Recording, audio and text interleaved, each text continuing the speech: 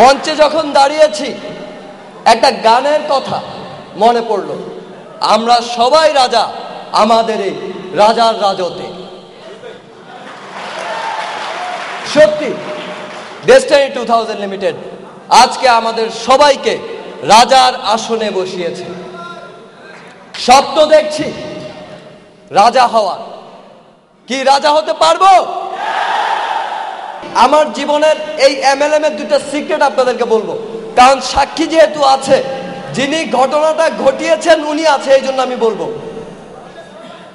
বিশ্বাস করুন আর না করুন, আমার চাচা যখন বিদেশ থেকে এসে MLM শুরু করলেন, আমাকে বলেছিলেন যে আশরাফ এরকম একটা ব্যবসা। তো জানেন, প্রথম কথায় আমি বলেছিলাম যে এটা একটা ভুয়া ব্যবসা। কেন বলছিলাম জানেন? নিজের ভুল ভ্রান্তি থেকে। আমার মনে হয়েছিল যে জীবনে একটা মেশিন কিনবো, সপ্তাহে 12,600 না, আর একটু আগের কথা, আপনারা সবাই সিনিয়র এই জন্য বলি, 50,000 টাকা পাবো, 48,000 টাকা, 42,000 টাকা, 60,000 টাকা। কি করে সম্ভব? আর এরকম যদি কোনো ব্যবসা আসলেই থাকতো তাহলে পৃথিবীর সব মানুষ ওই ব্যবসাই করতো। তা আমি চিন্তা করলাম যে কাকা অনেক দিন 13 বছর পর বিদেশ থেকে আসছে, আর আমার ব্যাকগ্রাউন্ডে আমি ছিলাম ছাত্র রাজনীতির সাথে জড়িত ছিলাম। তা আমি চিন্তা করলাম যে আমার নামটা ভাঙ্গা টাঙ্গা মনে হয় কিছু একটা কইরা, ভিসা তো আছে নাকি, চলে যাবে। সিদ্ধান্ত নিতে কিছুটা দেরি করেছিলাম সেই সময়। তা আমার চাচি উনি কিন্তু খুব, যদিও আপনারা ওনাকে দেখেন না, তবে আমি বলবো যে অনেকের চেয়েও উনি সাকসেসফুল নেটওয়ার্কার, কারণ উনি 2 জন ব্যক্তিকে স্পন্সর করছেন খুব কষ্ট করে, যার মধ্যে আমি একজন। তো স্পন্সরের কাহিনীটা বলি। তো কাকা বাংলাদেশে আসছে, আমি ঘুরে ফিরে খাই, রাজনীতি করি। তো চাচি একদিন আমাকে ডেকে বললো যে আশরাফ, তোমার চাচা তো ব্যবসা করতে আসছে, বাংলাদেশের অনেক মানুষ ওনাকে থ্রেট দেয়। আমি বললাম তাই নাকি? কে থ্রেট দেয় বলো? বলো যদি জানতাম তাহলে তো বলতাম। আমি এখন কি করব? বলো তুমি প্রতিদিন ওনারা একটু অফিসে দিয়ে আইসো আর নিয়ে আইসো। তাই বললাম আমার লাভ কি? বলে যাও তোমাকে 100 করে টাকা দিব। এইবার আমি একটা লাভ খুঁজে পেলাম যে দিন কত টাকা? 100 টাকা। আর গাড়িতে যাবো, গাড়িতে আসবো, সমস্যা নাই তো। তো রাজি হয়ে গেলাম। এসে কোনোদিন সেমিনার দেখতে বসতাম না, বাইরে বসে বসে কফি খাইতাম, ফ্রি ছিল। আর যারা সেমিনার দেখতো, পজিটিভ কথা বলতো, তাদেরকে বলতাম ধরা খাইছে। আর যারা নেগেটিভ কথা বলতো তাদেরকে বলতাম এই যে বুঝতে পারছে। সত্য কথা, আপনারা বিশ্বাস করেন আর না করেন, এটা কিন্তু আমি আমার জীবনের ট্রু কথা বলতেছি। তো একদিন আমার খুব কিউরিয়াসিটি হলো যে যারা পজিটিভ কথা বলে কেন বলে, একটু ভিতরে যায় দেখি কি বলে।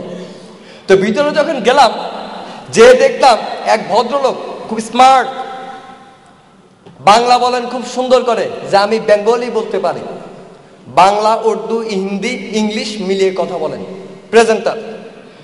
তো উনি যখন সেমিনার শুরু করলেন, আগে সবাই নাম জিজ্ঞাসা করলেন কার নাম কি, কারণ ওই সময় এত লোক ছিল না, 5-7 জন, 10 জন, 15 জনকে নিয়ে সেমিনার হইত। তা আমি চিন্তা করলাম আশরাফুল আমিন বলা যাবে না, কারণ যদি আমিন বলি তাহলে বুঝে ফেলবে। বললাম আশরাফ। কি করেন? ছাত্র। তো সবার নাম জিজ্ঞাসা করলো, আমারও বললো, আমিও বললাম। আচ্ছা, সেমিনার শুরু হলো। আমরা যখন এখন সেমিনার করাই বলি যে সেমিনার চলাকালীন সময় কোনো প্রশ্ন করা যাবে না। তো উনিও ঠিক বললো যে সেমিনার চলাকালীন সময় কোনো প্রশ্ন করা যাবে না। তাই বললাম ভাই, যদি ওই সময় প্রশ্ন আসে কি করব? বলে পরে করি। আমি যদি ভুলে যাই বলে লিখে রাখেন। আমি বললাম ওকে।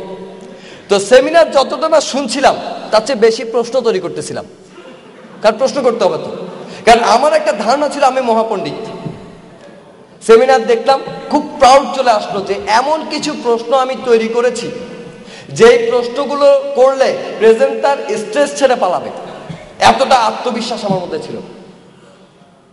আসলে খুব জটিল।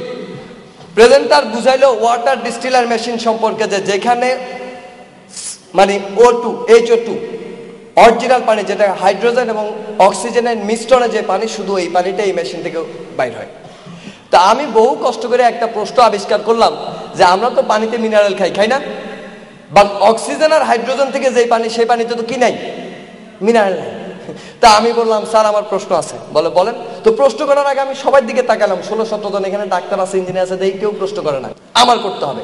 আমি বললাম ভাই, যেই পানিটা আপনি খাওয়াবেন এই পানিতে তো মিনারেল নাই, এই পানি খেয়ে লাভ কি? আমরা মিনারেল পাবো কোথা থেকে? উনি আমাকে এমন একটা উত্তর দিলেন জানেন, উত্তর দেওয়ার পর মনে হয়েছে যে হলের মধ্যে সবচেয়ে বোকা ব্যক্তিটাই আমি। উনি আমার কি বলছেন জানেন, যে সবচেয়ে বেশি মিনারেল আছে মাটিতে। আপনি কি জানেন যে মিনারেল দুইটা ফর্মে থাকে, একটা অর্গানিক ফর্ম, একটা ইনঅর্গানিক ফর্ম। আমার ভাই জানলে কি আর আপনারা জিজ্ঞাসা করতাম? তো উনি আমাকে যখন বুঝাইলেন আমি তখন আসলে বুঝতে পারলাম যে আমার প্রশ্নটা রাইট ছিল না। সেকেন্ড আরেকটা প্রশ্ন করলাম যে ভাই জীবনে একবার মেশিন কিনবো বারবার পয়সা পাবো, বলে আপনারা বলছে কি, আপনি কি সেমিনার পুরোটা মনোযোগ সহকারে দেখছেন? আমি বললাম দেখলাম। তো আপনারা দেখেছেন এমনি এমনি এমনি এমনি? বলে না, আরেকবার দেখেন। একবার মেশিন কিনে আজীবন বসে থাকলে কখনো পয়সা পাওয়া যায় না, কারণ মেশিন থেকে পয়সা আসে না। বুঝতে পারলাম যে আমার দেখার মধ্যে কিছু একটা ভুল আছে। জানেন ওই দিন এট আ টাইম 3 বার সেমিনার দেখছি, কারণ বুঝতে পারছি যে কিছু একটা ভুল বলছি। এখন জয়েন করতে কিন্তু অনেক টাকা লাগে। অনেকে যারা সিনিয়র আছেন তারা জানেন ওই কোম্পানিতে ছিলেন, 48,000 টাকা। এখন বাসায় আসছি, আইসা পজিটিভ জয়েন করবো, টাকা নেই। চাষির সামনে সামনে ঘুরি, বলতে তো পারতেছি না লজ্জায়। তো চাষি বলতেছে সিগনেচার করো, বুঝে ফেলাইছি। তবে একটা জিনিস কি জানেন, আগে স্বপ্ন দেখতাম কমিশনার হব, স্বপ্ন ছিল রাজনীতিতে। এখন স্বপ্ন দেখি ক্রাউন অ্যাম্বাসেডর হব। মূল্যায়ন করি যে একজন মন্ত্রীর চেয়েও জনপ্রিয় একজন ব্যক্তি হচ্ছে